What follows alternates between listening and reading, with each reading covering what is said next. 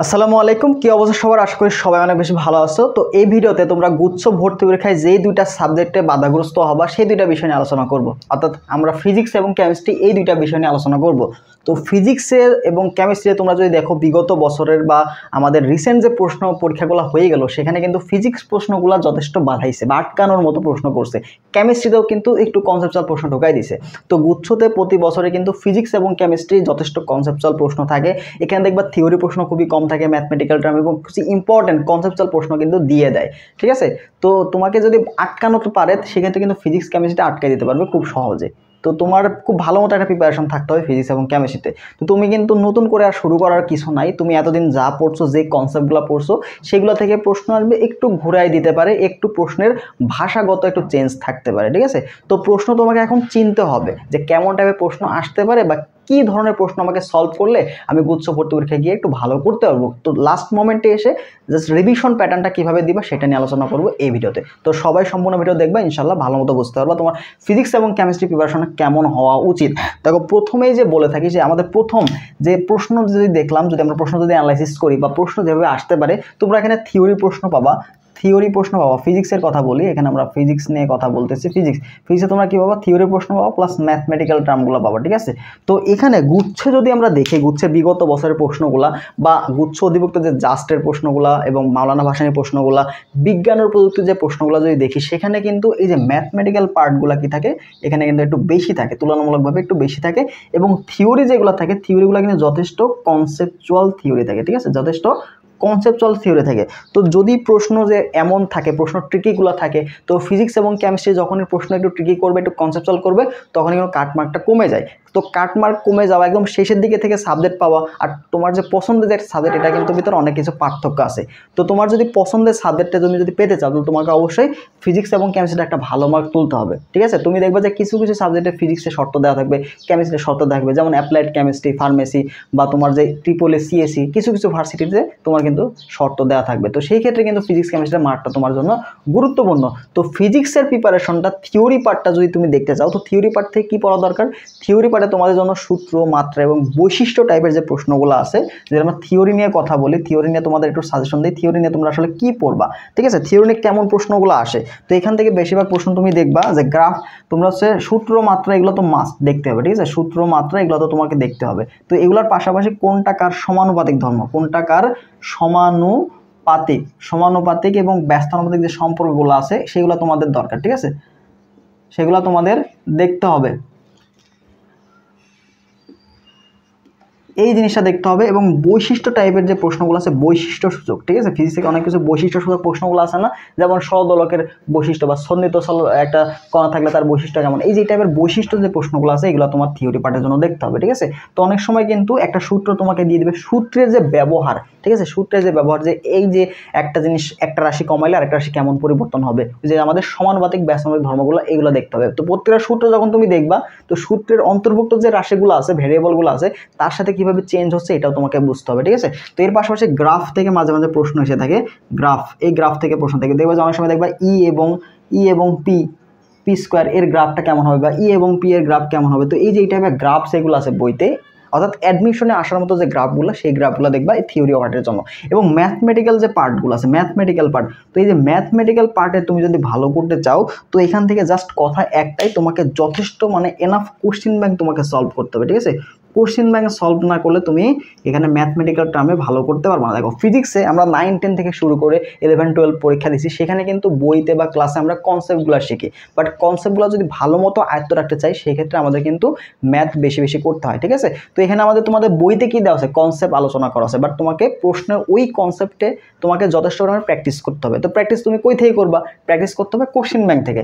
যখনই কোনো টিচার ভর্তি পরীক্ষা বলো, যে কোনো পরীক্ষা বলো, আমি যদি এখন একটা স্কুলে পরীক্ষা নিতে যাই, তাহলে সেই স্কুলে কেমন টাইপের প্রশ্নগুলো আসে সেটা সম্পর্কে আমার জানতে হবে। বা আমি যদি এখন বোর্ড প্রশ্ন পরীক্ষা করতে যাই, বা আমার বোর্ড স্টুডেন্ট পড়াচ্ছে, এসএসসি স্টুডেন্ট পড়াচ্ছে, তো এদের আমি কেমন টাইপের প্রশ্ন দিব জানতে হলে আমাকে অবশ্যই বিগত বছরের প্রশ্নগুলো দেখতে হবে। তো শিক্ষকরা সবসময় যারা প্রশ্ন করে, তারা কিন্তু কোশ্চেন ব্যাংকটা দেখে। হ্যাঁ, কোশ্চেন ব্যাংক থেকে দেখে যে আসলে কেমন টাইপের প্রশ্ন করা উচিত, তো ওই আদলে কিন্তু প্রশ্নগুলো শিক্ষকরা করে থাকে। তো তোমাদের এই প্র্যাকটিসের জন্য কিন্তু কোশ্চেন ব্যাংক অনেক অনেক বেশি ইম্পর্টেন্ট। আবার দেখবে যে যারা ভাইয়ারা পড়ায় বা আমরা যারা পড়াই, তো এখানে আমরা কি কমনের কথা বলি, তাই না, যে এত পার্সেন্ট কমন, এত পার্সেন্ট কমন। এই কমনটাও আসে কই থেকে বলো তো, কোশ্চেন ব্যাংক থেকে আসে। তো এই কোশ্চেন ব্যাংক থেকে যদি কমন না আসে, কোনো ভাইয়ের ক্ষমতা নেই যে বলবে যে আমার এখান থেকে কমন আসছে, ঠিক আছে।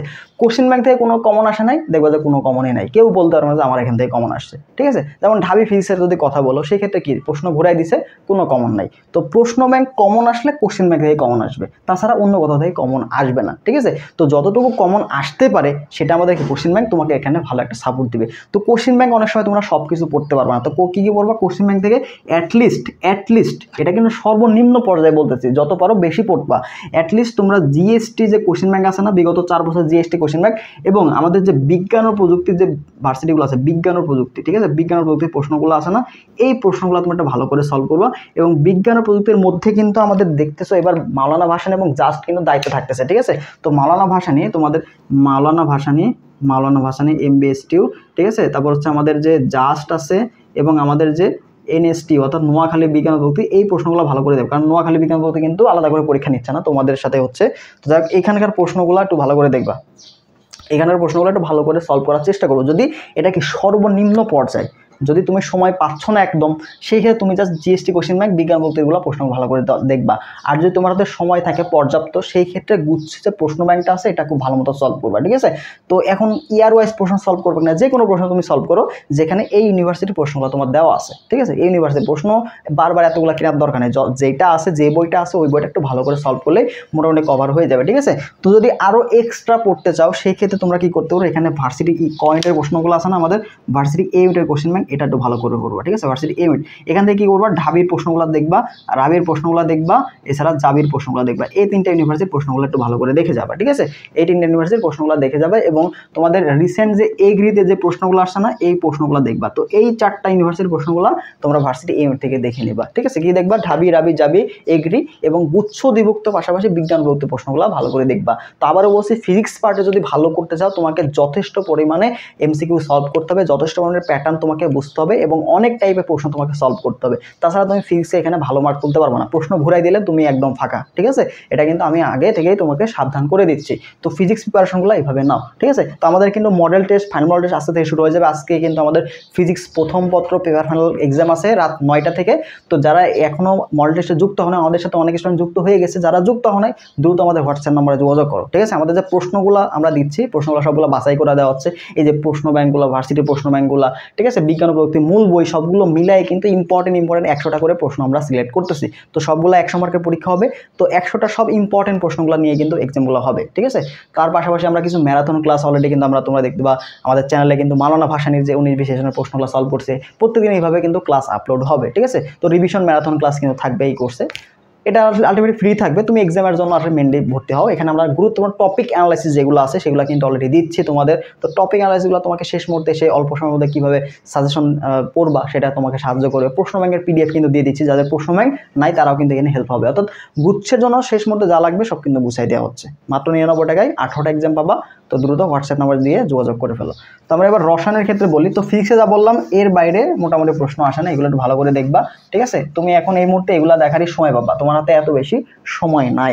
তো আমরা এবার আসো রসায়নের ক্ষেত্রে যদি কথা বলি, রসায়নের ক্ষেত্রে কেমিস্ট্রি। তো কেমিস্ট্রিটা কিন্তু কেমিস্ট্রির ক্ষেত্রে তোমার যে প্রবলেমটা তুমি ফেস করবা কেমিস্ট্রির ক্ষেত্রে, সেখানে তোমার এখানে কেমিস্ট্রির ম্যাথমেটিক্যাল টার্মগুলা, ঠিক আছে, ম্যাথমেটিক্যাল টার্মগুলো এবং বিক্রিয়া, ঠিক আছে, আমাদের যে রিয়াকশনগুলো আছে এখানে তোমার একটু প্রবলেম ফেস করতে হবে, ঠিক আছে। তো এই দুইটা জিনিস তুমি যদি একটু ভালো মতো রিভিশন দিতে পারো তাহলে কেমিস্ট্রিতে তোমার আসলে আটকানোর জায়গা নাই, ঠিক আছে। তো তুমি ম্যাথমেটিক্যাল পার্টগুলো যেগুলো আসে, তারপর হচ্ছে রিয়াকশন যেগুলো আসে, তুমি যদি প্রশ্ন ব্যাংকটা ভালো করে দেখো রিয়াকশনগুলো কই থেকে আসবে, তোমাকে একটা উৎপাদ বিক্রিয়া দিয়ে দেবে, বলবো এটা কোন ধরনের বিক্রিয়া, বা শূন্যস্থান দেওয়া আছে XYZ এরকম দেওয়া আছে, বলবো X কোনটা উৎপাদ বা কোন বিক্রিয়ক। এই যে এই টাইপের বিক্রিয়া শনাক্তকরণ, এটা আমাদের অনেক সময় প্রবলেম হয়ে যায়। বা একটা বিক্রিয়া দেওয়া আছে, তো বিক্রিয়া থেকে আমাদের গাণিতিক অংশ দেয়, ওইটা আমরা অনেক সময় সলভ করতে পারি না, কীভাবে মোল সংখ্যা বের করতে হয়, ঠিক আছে, তুল্য সংখ্যা কীভাবে বের করতে হয়, এই জিনিসগুলো কিন্তু আমরা অনেক সময় ভুল করে আসি। তো যে বিক্রিয়া থেকে ম্যাথ এই টাইপের একটা আসবে, শুধু ম্যাথ, ডিরেক্ট ম্যাথগুলো আসে, ঘনমাত্রার ম্যাথগুলো, দ্রাব্যতার ম্যাথগুলো, এগুলো কিন্তু অনেক প্যাঁচায়, বুঝছো। তারপর এখান থেকে তোমরা দেখবা যে আংশিক চাপের ম্যাথগুলো দেয়, তোমার গুচ্ছতে আংশিক চাপের ম্যাথগুলো দেয়, আংশিক চাপ, তো আংশিক চাপের ম্যাথগুলো দেয়। তারপর তোমার কেপি কেসির ম্যাথগুলো দেয়। কেপি ডিরেক্ট ম্যাথ করতে বলবে তোমাকে, একটা বিক্রিয়া দেওয়া থাকবে, বলবে যে কেপি এর মান বের করো, বা বিক্রিয়া থাকবে কেসি, এখান থেকে কিন্তু আংশিক চাপ বের হবে, ঠিক আছে, আংশিক চাপ এখান থেকে কি বের হবে, এখান থেকে তোমার ঘনমাত্রা বের হবে। তো এখান থেকে কিছু কনসেপচুয়াল ম্যাথগুলো কিন্তু দেয়, এখানে তোমার কিন্তু সময় অনেক বেশি লাগবে। তো চেষ্টা করবা যে আমাদের যে 25টা প্রশ্ন আসবে, 25টার মধ্যে তুমি দেখবা যে প্রায় হচ্ছে 7 থেকে 8টা ম্যাথ চলে আসছে। বাকি যে প্রশ্নগুলো আছে আমার থিওরি প্রশ্নগুলো, এই থিওরি প্রশ্নগুলো তোমাকে ভালো করতে হবে, ঠিক আছে।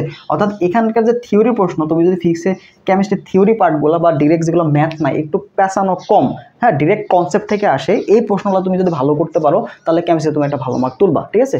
মোট কথা তুমি হচ্ছে গুচ্ছতে ভর্তি পরীক্ষায় তোমার প্রশ্ন কঠিন আসবে বা প্রশ্ন অনেকগুলো কনসেপ্ট চলে আসবে, সেখান থেকে তুমি যেগুলো পারো বা যেগুলো সবার পারা উচিত, ঠিক আছে, যেগুলো তোমার শর্ট সিলেবাসের মধ্যে আছে বা যেগুলো তুমি পড়ে আসছো, তুমি যদি ওই জিনিসগুলো যদি ভালো মতো অ্যান্সার করে আসতে পারো নির্ভুলভাবে, বুঝছো, তোমার ভালো মতো চান্স হয়ে যাবে। তোমার আমি বললাম কি 100-র মধ্যে তুমি যদি 60 তুলতে পারো, তুমি ভালো টপ সাবজেক্টগুলো সবগুলোই পাবা, ঠিক আছে। 60 তুলতে পারলে সব টপ সাবজেক্টগুলো মোটামুটি পেয়ে যাও। ফার্মেসি দেখবে যে কোনো না কোনো ভার্সিটি তুমি পেয়ে গেছো, ঠিক আছে। তো 40 মার্ক তুমি কিন্তু বাদ দিতে পারছো। তো ভর্তি পরীক্ষাগুলোতে তোমাকে বাদ দেওয়া শিখতে হবে, ঠিক আছে। আমি কোনগুলো বাদ দিব, এই যে আমাকে যদি বিক্রিয়া দেয়, বিক্রিয়া থেকে কেপি থেকে আবার আংশিক চাপ, অনেক বড় একটা সময়, এখান থেকে আমাদের প্রায় 2 মিনিট সময় লেগে যাবে, আবার হ্যান্ড ক্যালকুলেশন করতে হবে। তো এই জিনিসগুলো আমাকে বাদ দিতে হবে, ঠিক আছে। সহজ জিনিসগুলো পড়তে হবে, যেমন কোয়ান্টাম সংখ্যা আসবে, ঠিক আছে, কোয়ান্টাম সংখ্যা থেকে তোমার অরবিটাল এগুলো আসবে। তারপর জৈব রসায়ন থেকে শনাক্তকরণ বিক্রিয়া আছে, কোনটা কি বিক্রিয়া দিবে, অ্যালডল গঠন বিক্রিয়া দিবে কিনা, ক্যানেজারো বিক্রিয়া দিবে কিনা, মেটা নির্দেশক আসবে, ইলেকট্রোফাইল, এই টাইপের প্রশ্নগুলো আসে, ঠিক আছে। তারপর ডিরেক্ট তোমার সরাসরি কিন্তু অনেকগুলা নামীয় বিক্রিয়া দিয়ে দিবে, ঠিক আছে। তো ওই নামীয় বিক্রিয়া তোমরা সরাসরি অ্যান্সার করতে পারবা। তারপর আমরা যদি পরিবেশ রসায়নের দিকে যাই, পরিবেশ রসায়ন দেখবা যে তোমাদের কি বলে অ্যাসিড বৃষ্টি, তারপর হচ্ছে তোমার হচ্ছে ওজোন গ্যাস কারা ক্ষতিকর, এই যে শর্ট কিছু প্রশ্ন তোমার কিন্তু দিবে। তো ওই শর্ট প্রশ্নগুলোতে তোমাকে এখন কিন্তু ফোকাস রাখতে হবে, ঠিক আছে। তো তোমরা কিন্তু অনেকেই এই যে রসায়ন পাঠটাতে কিন্তু অনেকে কি করো, অনুশীলনের প্রশ্ন সলভ করা আছে না, প্রায় অনুশীলনে কিন্তু প্রশ্ন সলভ করা আছে। তো অনুশীলনের প্রশ্নগুলো কিন্তু এখানে অনেক গুরুত্বপূর্ণ, ঠিক আছে। অনুশীলনের প্রশ্নগুলো তোমার থিওরি পার্টের জন্য অনেক বেশি গুরুত্ব দিবে। অনুশীলনের প্রশ্নগুলো তোমার যে থিওরি পার্টগুলো আসবে না, এই থিওরি পার্টগুলো অনেক বেশি গুরুত্ব দিবে, ঠিক আছে। তো তুমি এখানে চেষ্টা করবা, অনুশীলনে যদি আগে থেকে পড়া থাকে তাহলে তো খুবই ভালো, রিভিশন দিতে সোজা হবে। যদি আগে থেকে পড়া না থাকে, তুমি থিওরিগুলো একটু ভালো করে দেখবে, একটু চোখ বুলাবে, অ্যান্সারগুলো দেখলে হয়ে যাবে। মানে ম্যাক্সিমাম রসায়ন থেকে যে টাইপগুলো থেকে আসে ওই টাইপগুলো ঘুরে ফিরে আসে, জাস্ট প্রশ্ন একটু পেঁচায় দেয়, আর কিছু না, ঠিক আছে। রসায়নে একটু পেঁচাবে, একটু কথা, বাংলা কথা এক্সট্রা থাকবে, যেগুলো তোমাকে বুঝে নিতে হবে, ঠিক আছে। তুমি যদি জিএসটির কোশ্চেন ব্যাংকটা খুব ভালো মতো সলভ করো, জিএসটি প্লাস ভার্সিটি এই কোশ্চেন ব্যাংকটা সলভ করো, তোমার রসায়ন আর কিছু লাগবে না, ঠিক আছে। জিএসটি এই কোশ্চেন ব্যাংকটা যদি ভালো মতো সলভ করা থাকে, তোমার কোশ্চেন ব্যাংকটা যদি বুঝে তুমি সলভ করে থাকো, তুমি দেখবে যেখানে তোমার 20+ আরামসে উঠে যাবে, ঠিক আছে। এবং এখানে এই দুইটা প্রশ্ন ব্যাংক থেকে তোমার হুবহু কমন চলে আসবে, প্রশ্ন হুবহু কমন চলে আসবে, হুবহু কমন। যদি প্রশ্ন হুবহু কমনও না আসে, এখানে টাইপ চলে আসবে, ঠিক আছে। টাইপ এবং কনসেপ্ট তোমার কিন্তু ক্লিয়ার থাকবে, ঠিক আছে। তো কনসেপ্টগুলো কিন্তু সেম, প্রশ্ন জাস্ট একটু ঘুরাই দিবে। রসায়নের কনসেপ্ট প্রত্যেকটা এক্সামের একই টাইপ, একই প্যাটার্ন কনসেপ্ট থেকে আসবে। জাস্ট মনে করো দ্রাব্যতার একটা প্রশ্ন আসবে, দ্রাব্যতার এক জায়গাতে একটা ইউনিভার্সিটি একটা থিওরি আসছে, তোমার গুচ্ছতে একটা ম্যাথ আসছে, বা রাবিতার একটা থিওরি আসছে, ঠিক আছে, কোনটি দ্রাব্যতা বেশি বা পানিতে দ্রবীভূত হবে, আবার একটাতে দ্রাব্যতা গুণফল দিয়ে দিল, ঠিক আছে। তো এই যে সহজ প্রশ্নগুলো, একটাতে সহজ হতে পারে, একটাতে কঠিন হতে পারে। অনেক সময় দেখবা যে প্রশ্নগুলো এইভাবে থাকে না, যে 27s⁴ এরকম টাইপের যে ম্যাথগুলো দেওয়া থাকে, অর্থাৎ ঘনমাত্রা একটাতে এস দেওয়া আছে, আরেকটা এস দেওয়া আছে, তাহলে SO2 এই বিক্রিয়া থেকে ভাঙে গেল, বা AB3 এই টাইপের বিক্রিয়া থেকে ভেঙে গেল, তাহলে এস এর মান কত, এই যে এই ধরনের ঘনমাত্রা দেওয়া আছে, অর্থাৎ ঘনমাত্রা বের করতে হবে, তোমার কি KSP মান দেওয়া আছে। তো এই ধরনের প্রশ্নগুলো কিন্তু ঘুরায় পেঁচাই দিবে। তার টপিক সেম থাকবে, জাস্ট প্রশ্নের প্যাটার্নটা একটু ঘুরাই দিবে, এক জায়গায় থিওরি দিবে, এক জায়গায় ম্যাথ দিবে। তো এই জিনিসটা তোমাকে বুঝতে হবে, ঠিক আছে। কনসেপ্টগুলো পাশাপাশি, ওই কনসেপ্টে যদি কোনো ম্যাথমেটিক্যাল সূত্র থাকে সেটা প্র্যাকটিস করে আসবা, ঠিক আছে। থিওরির পাশাপাশি গাণিতিক প্রশ্নগুলো সলভ করে আসলে, যদি গাণিতিক প্রশ্নগুলো সলভ করতে পারো খুব অল্প সময়ের মধ্যে, তাহলে তুমি এখানে কিন্তু অনায়াসে মার্ক তুলতে পারবা। তো থিওরি পার্টগুলোতে একটু তোমার ঝামেলা কম হবে, কারণ এগুলো প্রায় টপিক সেম থাকে, ঠিক আছে। অন্যান্য ভার্সিটি যেমন আসছে, এই গুচ্ছতে ওই টপিকগুলো প্রায় সেম থাকবে, ঠিক আছে। জাস্ট ম্যাথমেটিক্যাল পার্টগুলো একটু জটিল করে ফেলে, একটু কনসেপচুয়াল করে ফেলে, ঠিক আছে। তো জাস্ট কি বলবো, তোমরা হচ্ছে গুচ্ছ দিকগুলো যে ভার্সিটির প্রশ্নগুলো আছে সেগুলো সলভ করো, আর ভার্সিটি এই ইউনিটের ক্ষেত্রে ওই যেটা বললাম, যে ঢাবির প্রশ্নগুলা, রাবির প্রশ্নগুলা, জাবির প্রশ্নগুলো এবং এগ্রিতে আসা যে প্রশ্নগুলো, এগুলো একটু সলভ করো। তো ভাই এতগুলো প্রশ্নকে সলভ করতে পারবো, তুমি পারো না পারো, তোমার পারতে হবে, এখন এই মুহূর্তে এসে তোমাকে পারতে হবে, কারণ অলরেডি অন্যান্য ভার্সিটি তুমি পরীক্ষা দিছো, তোমার সেখানে ভালো মতো চান্স হয় নাই। তো তোমার কিন্তু সামনে আর রাস্তা নাই, গুচ্ছ একমাত্র শেষ ভরসা। এটার পরে আর পাবলিক ইউনিভার্সিটির পরীক্ষা নাই। তো যদি চান্স পেতে চাও তোমাকে পরিশ্রম করতে হবে, ঠিক আছে। তো এখন যদি বলো যে ভাইয়া শুধু জিএসটি পড়লে হবে কিনা, যদি যে তোমার এটা স্যাটিসফ্যাকশন, তুমি যদি মনে করো আমি এটাই পারবো, পড়ো, সমস্যা নেই। আমি তোমাকে কখনো বলবো না যে তোমার জন্য এটাই এনাফ, কোনো কিছু এনাফ নাই, কোনো কিছু এনাফ নাই। এর বাইরে তোমাকে যত পারো পড়ো, যত পারো পড়ো, কোনো এনাফ শব্দ আসলে কিছু নাই। তো এই কমেন্টটা করবে না যে ভাই শুধু জিএসটি বললে হবে কিনা, কোনো ভার্সিটি বললে হবে না, তুমি যা পারো পড়ো, ঠিক আছে। কোনো আমি তোমাকে এনাফ বলতে না, এটা পড়া সবচেয়ে বেস্ট হবে এটা বললাম, বাট আমি তোমাকে বলে তোমাকে রিস্কে ফালাবো না। আমি তোমাকে শুধু বললাম ভার্সিটি পড়ো, ওখান থেকে আসো না, তখন একটা ঝামেলা না। তো তুমি যত পারো প্রশ্নগুলো সলভ করো। এই মুহূর্তে এসে তোমার এটাই কাজ। লাস্ট মোমেন্টে এসে তোমাকে আবার কনসেপ্ট ভালো করে পড়া, বই ভালো করে পড়া, এতে ডিটেলস পড়া, এটা কোনো সুযোগ নাই, ঠিক আছে। জাস্ট তোমাকে প্রশ্ন চিনতে হবে, গুচ্ছে কেমন টাইপের প্রশ্ন আসে এটা জানতে হবে। তো বেশি বেশি প্রশ্ন সলভ করতে হবে। কনসেপ্ট তোমার অলরেডি জানা, অনেকগুলো ভার্সিটি পরীক্ষা দিচ্ছ, সব কনসেপ্ট তোমার জানা আছে, জাস্ট ওগুলো প্র্যাকটিস করো, ঠিক আছে। আচ্ছা, এই আর বেশি কত পেঁচাবো না, এগুলাই দেখো। জাস্ট কোশ্চেন ব্যাংকটা, ভার্সিটি কোশ্চেন ব্যাংকটা ভালো মতো সলভ করে যাও, ইনশাল্লাহ গুচ্ছে ভর্তি পরীক্ষা তোমাদের ভালো হবে। অর্থাৎ যেগুলো আসবে ওগুলো ভালো করে সলভ করতে পারলেই তুমি একটা ভালো সাবজেক্ট পেয়ে যাবে, এটা তোমার গ্যারান্টি আমি দিচ্ছি, ঠিক আছে। হ্যান্ড ক্যালকুলেশনগুলো ভালো করে দেখো, ফিজিক্স কেমিস্ট্রিতে থিওরি পার্টগুলো ভুল করো না, জানা প্রশ্ন অ্যান্সার করে আসো, ইনশাল্লাহ 50-এর মধ্যে যদি দেখবে যে 35-40 এরকম আরামসে উঠে যাচ্ছে, ঠিক আছে। আচ্ছা, যারা ফাইনাল মক টেস্টে যুক্ত হবা দ্রুত হোয়াটসঅ্যাপে যুক্ত হয়ে যাও, আজকে থেকে কিন্তু শুরু হচ্ছে। তো প্রথম থেকে এক্সামগুলো দাও, সবগুলো ইম্পর্টেন্ট প্রশ্নগুলো কিন্তু বাছাই করা হচ্ছে। আর এক্সামগুলো তুমি চাইলে পরেও দিতে পারবা, সমস্যা নেই। আর লাইভ এক্সাম শেষ হলে একাধিকবার প্র্যাকটিস করতে পারবা, এই সুযোগ কিন্তু থাকবে, ঠিক আছে। তো আর কথা না বাড়াই, তোমাদের যা যা প্রশ্ন ব্যাংক নেই, প্রশ্ন ব্যাংক ডিটেলস কিন্তু আমি দিয়ে দিচ্ছি। আমাদের জাস্টের প্রশ্ন, মাওলানা ভাসানের প্রশ্ন, এগুলো কিন্তু আমাদের টেলিগ্রাম চ্যানেলে আমি অলরেডি দিয়ে দিছি। তো অবশ্যই আমাদের টেলিগ্রাম চ্যানেলে যুক্ত হয়ে যাবা, সেখানে ফ্রি পিডিএফগুলো পেয়ে যাবা। তো সবাই ভালো থাকো, দেখা হবে পরবর্তী ভিডিওতে। আমরা বায়োলজি এবং গণিত নিয়ে আলোচনা করবো। ততক্ষণ সবাই ভালো থাকো, আল্লাহ হাফেজ।